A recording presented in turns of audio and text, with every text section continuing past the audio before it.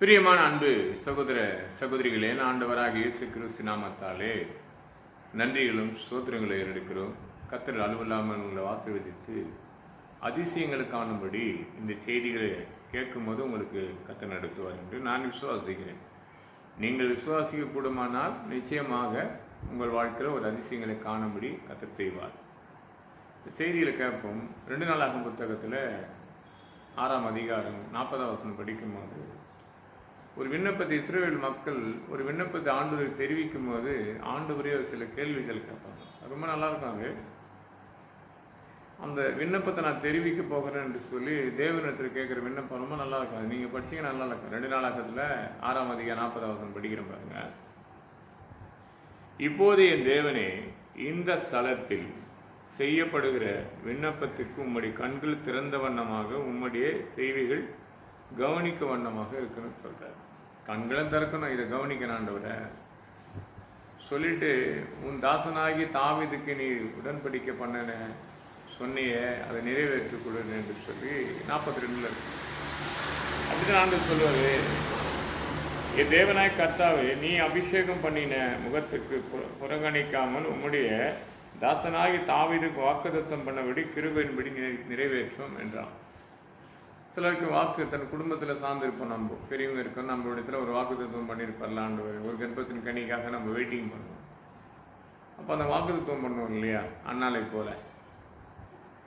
1 Samuel புத்தகத்தில் அண்ணாலை பண்ணுற ஆலயத்துக்குள்ளே கடந்து போய் ஒரு விண்ணப்பத்தை தெரிவிக்கும் போது ஏலியே பரிகாசம் பண்ணோம். இன்றைக்கி எத்தனை பேர் ஊழியக்காரங்களும் சில என்ன பண்ணுவாங்க, பரிகாசம் பண்ண. ஆமாம், இவங்களுக்கு வேறு வேலையே கிடையாது, தொடர்ந்து இங்கே காலையில் ஆலயத்துக்குள்ளே முன்னாடி அழுதுனுக்கிறாங்க, புலம்பிக் கொண்டிருக்காங்க.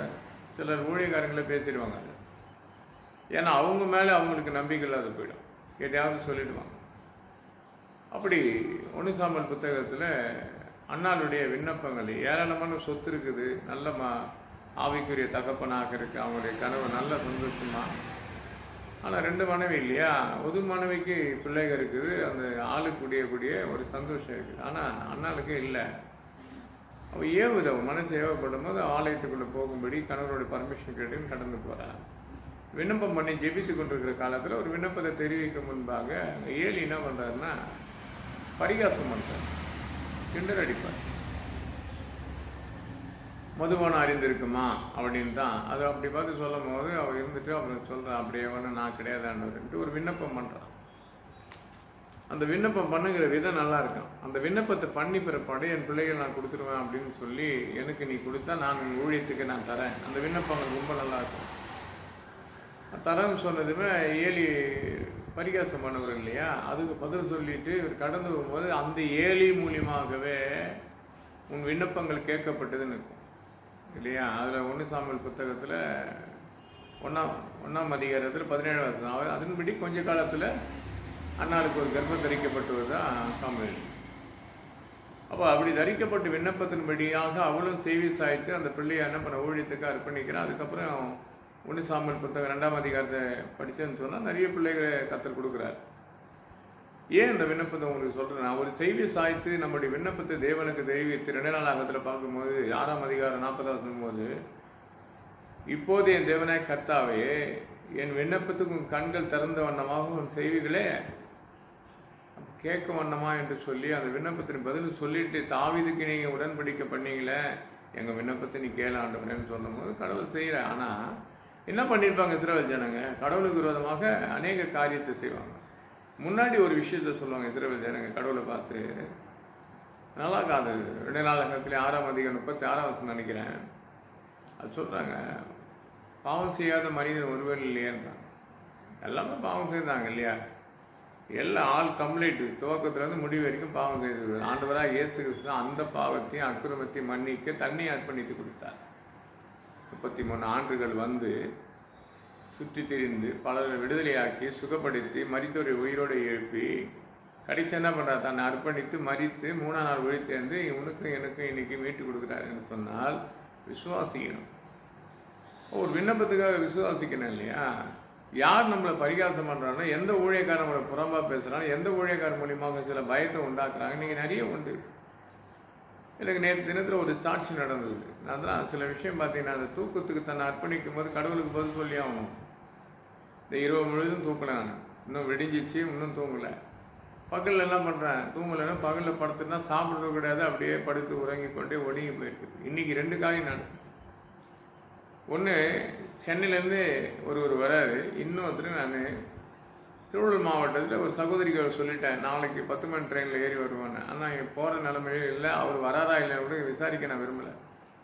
ஆனால் இந்த மகளுக்கு ஆவடியிலேருந்து ஒருத்தர் எனக்கு ஃபோன் பண்ணாங்க. 2-3 வருஷம் அவர் என்கிட்ட பேசி, அவங்களை சார்ந்தவங்களுக்கு நான் போய் ஜெபித்துக்கு வந்துட்டேன். அதுக்கப்புறம் அவர் நம்பரை நான் என் செல்லே வச்சுருக்கிறேன்னு தெரில இல்லையா. அது படிப்பு இல்லாத கழுது இல்லையா. பேதுரை போல் கடலில் மீன் பிடித்த பேதுரை தானே கடல், படிப்பு அறிவு கிடையாதுங்க. அதுபோல் என்னையும் தெய்வம் தெரிந்து கொள்ளப்பட்டது. ஆனால் என்கிட்ட தான் இருக்குது நம்பரு. ஆனால் தாவீதுன்னு இங்கிலீஷ், அதாவது ஆவடி என்று சொல்லி இங்கிலீஷில் போட்டிருக்கிறேன். அவங்க போடும்போது இருக்குது. ஆனால் என்ன ஆவடின்னு தெரியல, ஏதோ 4 எழுத்து 5 எழுத்துல இருக்குதுன்னு சொல்லி கேட்கும்போது அவரே சொல்கிறார். அப்புறம் அவர் பேசிக்கொண்டு எனக்கு தெரியுதா, ஏன் தெரியுதுன்னு சொல்லி திருவள்ளூர் மாவட்டத்தில் இன்னொரு குடும்பத்தை சார்ந்து நான் ஒரு பகுதியில் ரொம்ப ஊழியம் பண்ணியிருந்தேன். அந்த பகுதியை சார்ந்தவர்கள். அப்போ அவங்க விண்ணப்பம் பண்ணிவிட்டு அவங்க ஜெபம் பண்ணி அவங்க நல்ல விசுவாசமாக ஜெபம் பண்ணிவிட்டு, சரிம்மா நீங்கள் சாப்பிட்டு ரெஸ்ட் எடுங்கன்னு சொல்லிட்டேன்.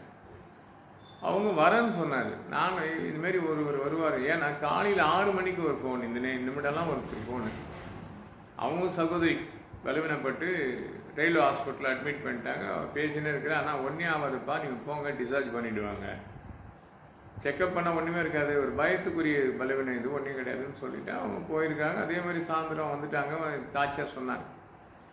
இவைகள் பக்கத்தில் தான் இந்த ஊழியன்றது லேசானது கிடையாதுங்க. சிலர்லாம் கோச்சிக்குவாங்க, ஏன் வரல தெரில, ஏதோ ஒன்று இருக்குமே, அப்படிலாம் கிடையாதுங்க. கர்த்தருடைய வேலையை செய்யும் போது அசதியாக செய்யக்கூடாது. ஏதாவது ஒரு வேலை இருந்துங்க. கொஞ்சம் அசதியாக என்ன பண்ணிட்டேன், வரவங்களை வர்றதுக்கு விரும்புகிறாங்க, எங்கேருந்து ஆவடியிலேருந்து இங்கே வர விரும்புகிறாங்க. ஆனால் எனக்கு என்ன, நான் இவர்களா அவர்களா என்று சொல்கிறது போல் யோசிக்கிறேன். இன்னொரு நாளைக்கு வரலாம், அவங்களும் சொல்லிட்டாங்க, நீங்கள் எங்கே வர, ஒரு நாளைக்கு நாங்கள் லீவ் எடுத்து வரோன்னா சொல்லிவிட்டேன். ஆனால் இதயத்தில் நான் சொன்னது இருக்கு இல்லையா, சரியாக ஒரு பயன்படுத்தாத ஒரு காரியத்தை சொல்லும்போது அது கர்த்தருக்கு விரோதமாக அசதியை பண்ணுற காரியம். அதுதான் இருக்கு. 27:48 கர்த்தர் வேலையை அசதியை சபிக்கப்பட்டவன் ஆகிடும். நான் படுத்துட்டேன், 1 மணிக்கு நான் படுத்துட்டேன். ஃபோன் 1 மணிக்கு வருது, நான் படுத்துட்டேன். அப்புறம் பேசலாமன்னு படுத்தம் பாருங்க, அவ்வளோதான். கொஞ்ச நேரம் பார்த்து எனக்கு சொப்பனத்தில் அவங்க நல்ல பைக்கில் வராங்க, 2 பேர் ஹஸ்பண்ட் ஒய்ஃப் வந்துட்டு திருத்தலேருந்து ஃபோன் பண்ணுற மாதிரி எனக்கு ஒரு தரிசனம். அவங்க கேட்குறாங்க, நான் சொல்கிறேன், நேராக அதே ரோடு வந்துருங்கம்மா, அகூர் கிராமம் இருக்குன்னு சொல்லிப்பாரு, அது ரைட்டில் திரும்பவும் நம்ம சர்ச்சிருக்கேங்க, இவ்வளோ தான் சொப்பனை ஏந்து உட்காந்துன்னு அவங்களுக்கு ஃபோனே பண்ணிட்டேன். ஐயா நீங்கள் வந்துனுக்கிறீங்களான்னு கேட்டேன். இல்லை இப்போ தான் ஏன் சாப்பிட உட்கார போகிறேன்னு சொன்னேன். இல்லை நீங்கள் வர மாதிரி தேவன் வெளிப்படுத்தினார். ஒரு விஷயம் ஒருத்தர் விண்ணப்பத்தோடு தெரிவிக்கிற சத்தத்தை உடனடியாக கேட்குறாருன்னா அவங்க வாழ்க்கையில் ஒரு அதிசயத்தை செய்வார். ஒரு சத்தத்தை கேட்கணும், சொல்கிற வார்த்தையை கேட்கணும் இல்லையா. அதை நான் தாமதமாக தூங்குறதுக்காக எனக்கு பதிலடி, அது சொப்பத்தில் வெளிப்படுறாரு. அதுமாரி தான் சில விஷயங்களை புரிஞ்சிக்க மாட்டாங்க சிலர்லாம். கடுத்துற வார்த்தையை நம்ம அசட்டை பண்ணுறதோ இல்லை அதை கண்டுக்காத மாதிரி. இப்போ சிலர்லாம் சத்தம் கேட்கும்போது காதில் கேட்காத மாதிரி போயிடுவாங்க. அது கடவுளுக்கு ஆகாது, அது தேவன், அது பதிலடி கேட்பார். அதுபோல் 2 ராஜாக்கள் புத்தகத்தை படிக்கும்போது ஒரு சின்ன விஷயம், 5ஆம் அதிகாரத்தை நினைக்கிறேன், நான் படிக்கிறேன் பாருங்கள். அந்த ஒரு வசனத்தை ரொம்ப நல்லா இருக்கும் அது.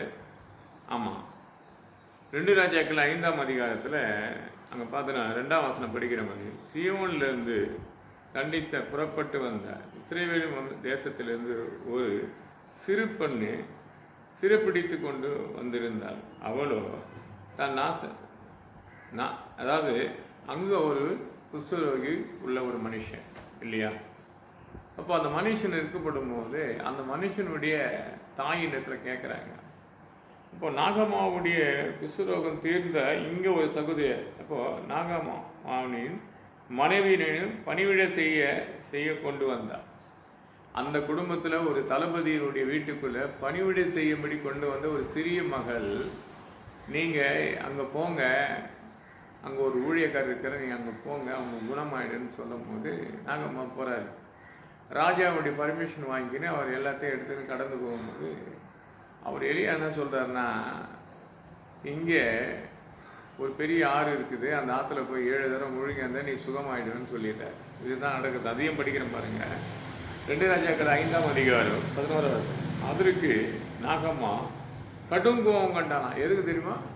7 முறை முழுங்க இருந்தால் நான் சுகமாயிடுன்னு சொன்னால் எப்படி வருது? அதில் நல்லா இருக்கும், அது 10 நல்லா இருக்கும். அப்போது எலியா அவனிடத்தில் ஆள் அனுப்பி, நீ போய் யோர்தானிலே 7 தரம் ஸ்தலத்தில் ஸ்தலம் பண்ணு, அப்போது உன் மாமிசம் மாறி நீ சிறு மகனாக என்று சொல்லுகிறார். இப்போ மாமிசம் மாறி நீ சுகமாவ என்றது சொன்னது அவன் ஏற்றுக்க மாட்டான், கோவப்படுறான், என் தேசத்தில் தண்ணி இல்லையா அப்படின்னு. ஆனால் அப்போல்லாம் பார்த்தீங்கன்னா ஒருத்தர் தப்பு பண்ணால் இன்னொருத்தர் கூட வந்து ஒரு காரியை சொல்லுவாங்க. இப்போல்லாம் அப்படி கிடையாது. இன்னொரு தப்பான இன்னொருத்தர் ஒருத்தர் பேசி என்ன பண்ணுறாங்க, அதை பெருசாக்கி விட்டுறாங்க. அப்போல்லாம் ஒரு எளியா அவங்க பார்த்தீங்கன்னா இங்கே குஷ்ரோகியா அந்த நாகம்மா என்ற ஒரு குஷ்ரோகம்.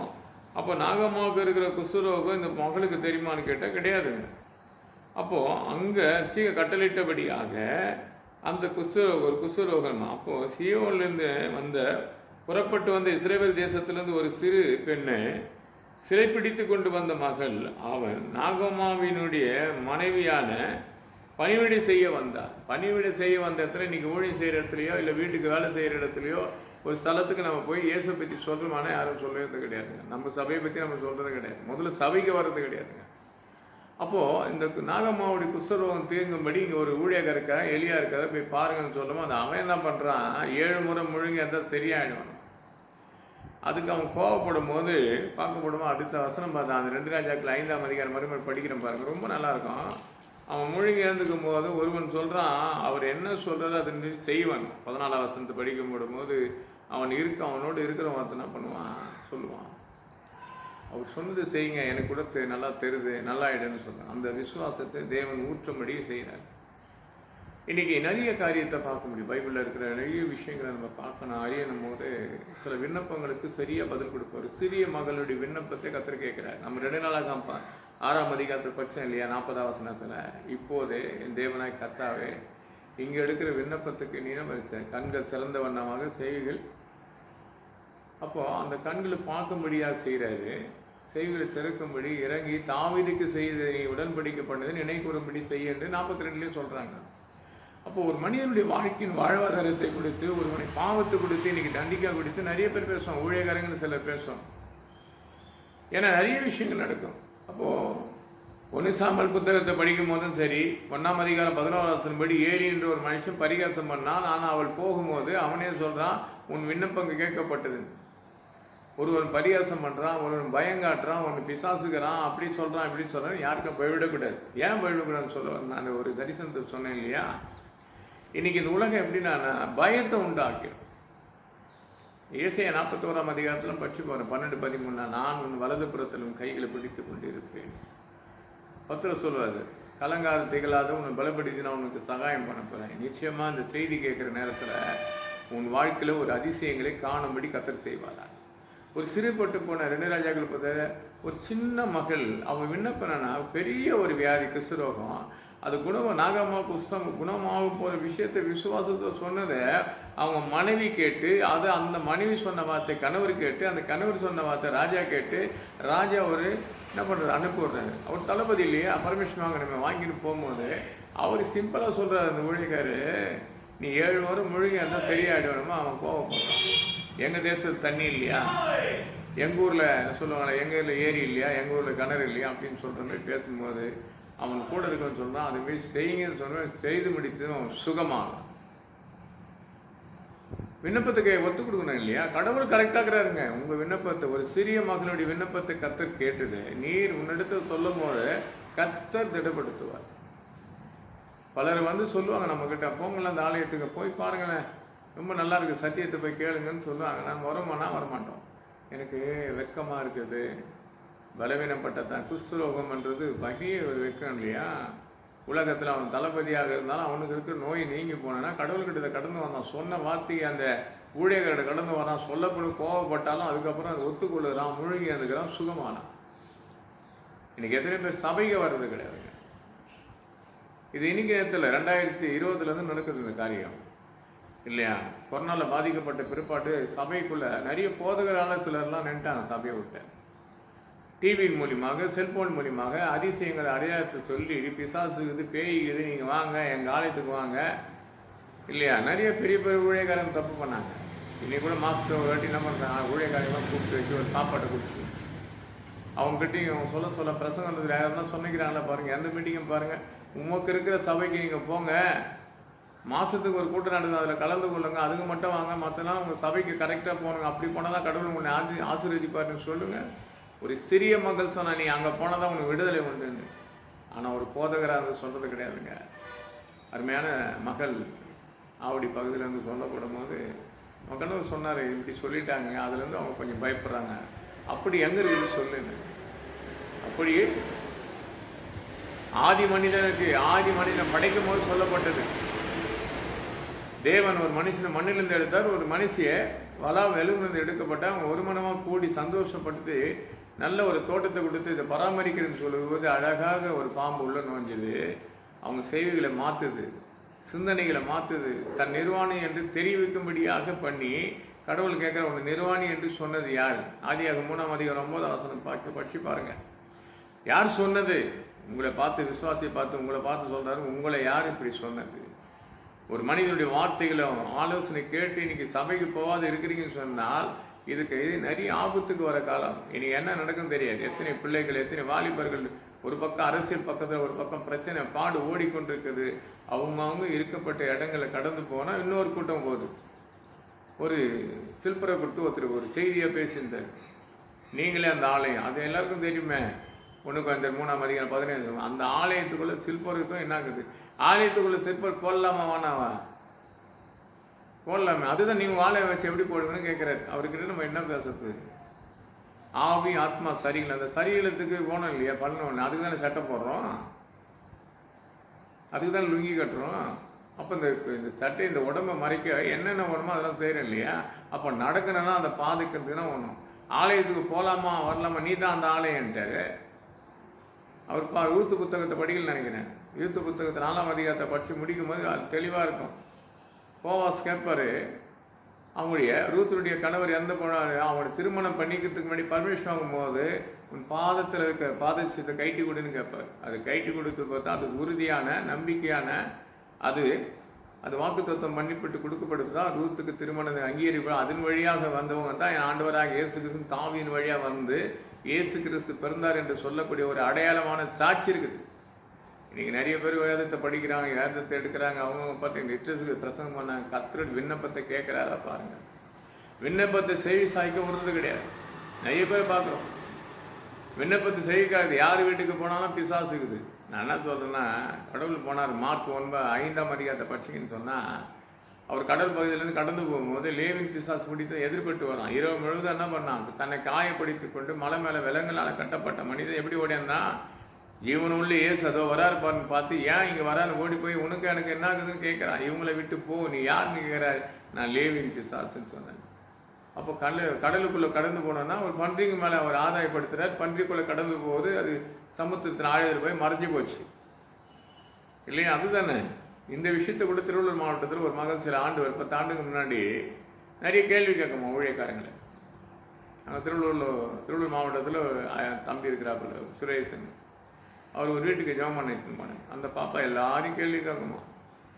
அப்போ அது கேட்ட, லேவிஸ் பிசாசு பிடிக்கப்பட்டது ஒத்துரா 2 பேரான்னு கேட்டால் அப்படியே என்னையே பார்க்குது. இது வரைக்கும் ஆகிப்போச்சு 12 வருஷம், அது இன்னும் பதில் சொல்ல போகுது. அது மத்தியிலே இருக்குதுங்க, மார்க்கு மட்டும் படிக்கக்கூடாதுங்க. மத்தியில் எத்தனை பேர் டைரக்டாக இருக்கும். ஒரு கேள்வி கேட்டோம், நான் கேள்வி கேட்டேன் பதில் கேள்வி கேட்கறதுக்கு கத்திர பதில் கொடுத்துருக்கேன். தூரத்தின் உன் நினைவுகள் அறிந்த தேவன் என்ன இதை கேட்க சொல்கிறாரு, நீ கேட்டதுக்கு இது வரைக்கும் பதில் சொல்லன்னா பல கேள்வி இருக்குதுங்க. ஆனால் கடவுளத்தில் விண்ணப்பம் பண்ணும்போது 2 நாள் 6ஆம் அதிகாரம் 40 சொல்கிறான், இப்போது என் தேவனாய் கர்த்தாவே, இங்கே எடுக்கிற விண்ணப்பத்தை உன் கண்கள் திறந்த வண்ணமாக, உன் செய்திகள் திறந்த கேட்க வண்ணமாக இருக்குன்னு சொல்லி கேட்குறாரு. அதில் அந்த 2 நாள் 6:36 பாவம் செய்யாத மனிதன் யார் என்று கேட்குறாங்க. கடவுள்கிட்ட கேளுங்க, பாவம் செய்யாத மனிதன் ஆண்டவர், எனக்காக தான் நீ ஆண்டவரை மறித்த, எனக்காக தான் நீ பிறந்த, எனக்காக தான் 33 ஆண்டுகள் இருந்த, எனக்காக ரத்தம் சிந்தினை சிலுவில் அறியப்பட்டு வாரினால் 39 அடி அடிக்கப்பட்டு ரத்தம் சிந்தப்பட்ட ரத்தம் எனக்காக தானே, என் ரத்தம் சகல பாவம் நோய்களை சுத்திகரிக்கும் சொன்னீர, வாழ்க்கையில் நான் விழுந்து கிடக்கிறேன், என் விண்ணப்பத்துக்கு பதில் கிடைக்குமான்னு நிச்சயமாக கிடைக்கும். சீமோனுக்கு சிறைப்பட்டு போன சிறிய மகள் ஆதா அப்பாங்க நாகமாவன் குஷ்டரோகம் தீர்ந்தது என்று சொன்னால் இந்த செய்திகளை கேட்டுக்கொண்டிருக்கும் போது உனக்கு இருக்கிற எடுக்கப்பட்ட விண்ணப்பத்தை கர்த்தர் கேட்பார். தீமையானதல்ல, நன்மையானது. எல்லாம் கைவிடப்பட்டாங்க, இனிமேல் எனக்கு ஒன்றே நடக்காதுன்னு சொன்னதெல்லாம் தேவன் அனுப்பார். 4 நாளாச்சுன்னு சொன்னாங்க இல்லையா யோவான் 11ஆம் அதிகாரத்தில். என் சகோதரன் பறித்து 4 நாள் ஆச்சு. எப்படி? நீ விசுவாசிக்க கூடுமானா தேவனுடைய மகிமை காண்பாய் என்று 40ஆம் வசனம் வழியாக அவங்களை விசுவாசித்தாங்க. லாசரை வெளியே வான்னு கர்த்தர் சொன்னார். விசுவாசிக்கணும். இப்போ 2 நாளாகத்தில் சொல்லி 6:30-40 இந்த ஸ்தலத்தில் எடுக்கிற விண்ணப்பங்களும் கண்டு திறந்தவனும் செய்திகள் திறந்தவன். அப்போ கேட்க வண்ணமாக இருக்கணும் இல்லையா? கடவுள் எடுத்து சொல்லுங்க, அதனாலே என் வார்த்தையை கேளுவும். ஏன்னா இது பலத்தினாலும் மருந்தினாலும் மாத்திரைனாலும் முடியாதுங்க. சகரியா 4:6 பாரு, மருந்து மாத்திர முடியாது. கர்த்தர் நினைச்சா வினாடியில் சுகமாகுங்க. 38 வருஷமா ஒரு விழுந்து கிடந்தான். அவன் எழுந்திருக்கும் சுகமாக விரும்புறியான்னு கேட்கிறார் ஆண்டவர். அநேகர் சுகமா எனக்கு ஆவலையானு, உன் பாவம் உனக்கு மன்னிக்கப்பட்டு எழுந்து வான்ற நடந்து போயினே இருக்கலாம். வாழ்க்கையை கொஞ்சம் பாருங்க. அன்பு மகளா இருக்கலாம், மகனா இருக்கலாம், சகோதரா இருக்கலாம், கடமா இருக்கலாம், பிரச்சனையா இருக்கலாம், வேலை ஸ்தலமா இருக்கலாம், கல்யாண காரியமா இருக்கலாம். இன்னைக்கு இந்த செய்திகளை கேட்ட பிற்பாடு உனக்கு எப்படியாப்பட்ட பிரச்சனையா இருந்தாலும் சரி, கர்ப்பத்தின் வாசலை கர்த்தர் திறக்க போகிறேன். இப்போ சகோதரி எனக்கு நான் விண்ணப்பத்தை ஜெபம் பண்ணும்போது எனக்கு அந்த வசனம் வெளிப்படுத்துது. என்ன வெளிப்படுத்துறாருன்னு சொன்னால் 30ஆம் ஆதியாகமம் 30ஆம் அதிகாரம் 2ஆம் வசனம் யாக்கோபு சொல்கிறான், உன் கர்ப்பத்தை அடைக்க நான் கடவுளான்னு கேட்குறான். அதுக்கப்புறம் அந்த அம்மாவுக்கு உணர்த்தப்பட்டு தன் சகோதரியுடைய மகன்கிட்ட கேட்கும் கூட அவன் ஒரு காயை கொடுக்க மாட்டான். அவர் கண்ணீரிட்டா கர்த்தர் என்ன பண்ண அதிசயங்களை காணும்படி ஆதியாகமம் புத்தகத்தில் நல்லா அழகாக இருக்கும். பைபிளில் 30ஆம் அதிகாரம் 21-22 படிச்சுன்னு சொன்னால் யோசேப்பு பிறந்தார் என்ற ஒரு செய்தியை பார்க்கணும். உங்கள் வாழ்க்கையில் அற்புதம் நடக்கணும், அடையாளம் நடக்கணும். கர்த்தர் விண்ணப்பத்தை கேட்டாரான்னு கேளு. அந்த விண்ணப்பத்தை செய்தி சாய்த்தார் என்று விசுவாசித்தால் உன் விண்ணப்பத்தை கர்த்தர் செய்தார். இல்லைங்க இந்த ஊழியக்காரர் வந்து இதை சொன்னார், எனக்கு தீர்க்கதரிசனமாக சொன்னார். நல்லா பாருங்க, இருபுறம் கற்குள்ள பட்டயம். இந்த புத்தகமே முழுதாக இந்த 66 புத்தகமே தீர்க்கதரிசன புத்தகம்ட்டு வெளிப்பாடு புத்தகம் 1ஆம் அதிகாரத்திலே சொல்லப்பட்டிருக்கும். அதனால தீர்க்க தரிசனம் என்று இல்லைன்னு சொல்லல, அதை செய்யக்கூடிய காரியங்கள் பார்த்தீங்கன்னா 1 ராஜாக்கள் புத்தகம் 17ஆம் அதிகாரத்தில் பாருங்க. 3 வருஷம் 6 மாதம் மழை இல்லாதபடி அவர் தான் எலியா ஜெபிச்சுட்டு போறார். திடீர்னு வராரு. 1 ராஜாக்கள் புத்தகம் 18ஆம் அதிகாரம் 39ஆம் வசனப்படி வானத்திலிருந்து அக்கினி இறங்கும் போது ஊழியக்காரெல்லாம் வேடி ஓடுறான். அதே கையளவு மேகத்தை கொண்டு வந்து தேசத்துக்குள்ள பஞ்சங்கள் தீர்க்கும்படி செய்தது போல கையளவு மேகமான என் ஆண்டவராக இயேசு கிறிஸ்து வல்லமை உன் மேல் ஊற்றப்பட்டது என்றால் நீ விசுவாசிக்க கூடுமானால் நிச்சயமா முடியும். இன்னைக்கு இருக்க ஊழியக்காரர் நிறைய பேர் பயம் காட்டுறாங்க. வீட்டுக்கு வந்தால் மந்திரங்குது, மாயங்குது, சிந்தனைக்குது. ஒன்று மட்டுங்குதுங்க, நீ மனம் திரும்பினா தேவனுடைய மகிமை காண முடியும். மனம் திரும்புங்க. பலத்தினால் பலகருத முடியாது. சகரியா புத்தகம் 4ஆம் அதிகாரம் 6ஆம் வசனம், பலத்தினால் பலகருத முடியாது, பரிசுத்த ஆவியினால் தான் முடியும். நீ விசுவாசித்தால் ஜோசுவா புத்தகத்தில் படிப்போம் 24:15, நானும் என் வீட்டாரும் கர்த்தரே செய்வோம். கரங்களை பிடிச்சுங்க, கணவர் மனைவியா கரங்களை பிடிச்சுங்க, குடும்பத்தோடு கரங்களை பிடிச்சு கொள்ளுங்க, ஒரு மனமாக முழங்கால போட்டு ஜெபிங்க. நீ நினைக்க முன்பே அதிசயங்களை காணும்படி செய்தார். யாக்கோப்பு சொல்லி முடித்த அதே நாட்கள் என்ன பண்ணா, கர்ப்பத்தின் வாசல் திறக்கப்பட்டது. யாக்கோப்பு இல்லையா? அண்ணாளுடைய ஜனம் கிண்டல் பண்ணதை பார்த்தா சகித்த எத்தனை பேர் நம்மளை பார்த்து தப்பா பேசுவாங்க. அதாவது போயிடாதீங்க. அந்த வாசல் யார் பரிகாசம் பண்ண அவங்களே சொல்லுவாங்க, கடவுள் உங்க கூடயே இருக்கிறாரு. அப்படிதான் என்னை பார்த்து என் சகோதரன் சொன்னான், நான் இன்னும் நினச்சேன்னா ஏசப்பா அவங்க கூடயே இருக்கிறாரு. அதான் சொன்னேன், இன்னைக்கு நேரத்தில் நான் கர்ப்பத்தில் இருக்கப்படும் போது இல்லையா, கர்ப்பத்தில் நம் தாய் நம்மளை சுமக்க போகிற காது தெரிந்து கொள்ளப்பட்டார். அவர் நான் தான் அவர்கிட்ட அவருக்கு லேட்டாக வந்திருக்கிறேன். லேட்டாக வந்தாலும் கர்த்தர் லாட்டாக கொடுப்பார். பார்க்குற விசுவாசிக்கிறேன் ஜனமாக இருக்கட்டும், கர்த்தர் உங்களை அலுவலாம் ஆசீர்வதிப்பார். எந்த மனுஷன் எதை சொல்கிறான், எனக்கு இந்த இருபுறம் கருக்குள்ள பட்டயத்தை மட்டும் பிரியுங்க, படிங்க, கர்த்தர் உங்களை அலுவலகம் ஆசீர்வதித்து பெருகவே பெருக்கு செய்வார். கர்த்தர் இந்த வார்த்தையில் ஆசீர்வதிப்பார். ஜெபம் இல்லாமா? என் அன்பால் நேசிக்க நல்ல பிதாவின் கிருபைக்காக சோதரிக்கிறோம், வல்லமைக்காக துதிக்கிறோம், சகலத்தை புதிதாக்கி நடத்தும் பெருகே சொல்லிதான். ஆமாம்.